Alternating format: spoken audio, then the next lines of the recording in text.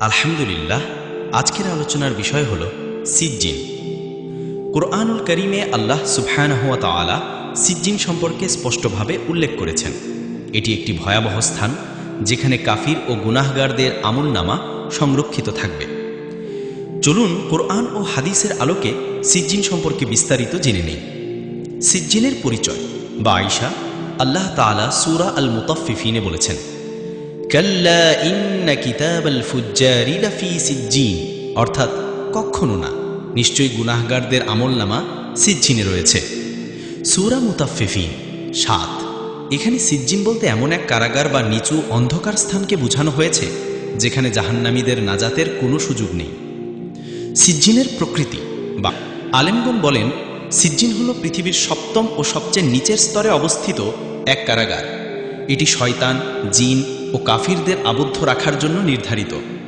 হাদিসে এসেছে, যখন কোনো কাফির মারা যায় তার আত্মা সিজ্জিনে নিক্ষেপ করা হয়। হাদিস মুসনাদে আহমদ। গুনাহগারদের আমলনামা।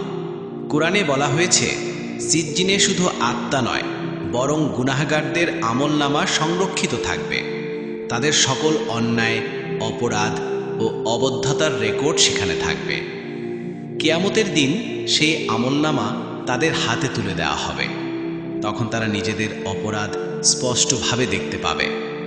সিজ্জিন ও কাফিরদের অবস্থা।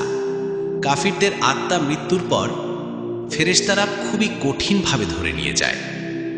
নবী করিম সাল্লাল্লাহু আলাইহি ওয়াসাল্লাম বলেছেন, কাফিরের আত্মাকে আকাশে উঠতে দেওয়া হয় না, বরং সেটিকে ছুঁড়ে ফেলা হয় সিজ্জিনে।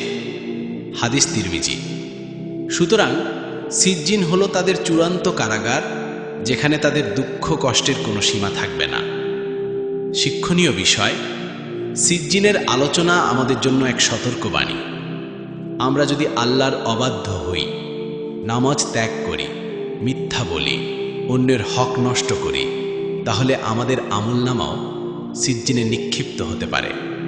তাই এখনই তওবা করা, আল্লাহর পথে ফিরে আসা এবং ভালো আমল করা জরুরি। সিজ্জিন হলো এক ভয়াবহ শাস্তি স্থান। আমরা আল্লাহর কাছে দোয়া করি, তিনি যেন আমাদের সবাইকে সিজ্জিন থেকে রক্ষা করেন এবং আমাদের আমলনামা যেন ইল্লিয়ানে লেখা হয়।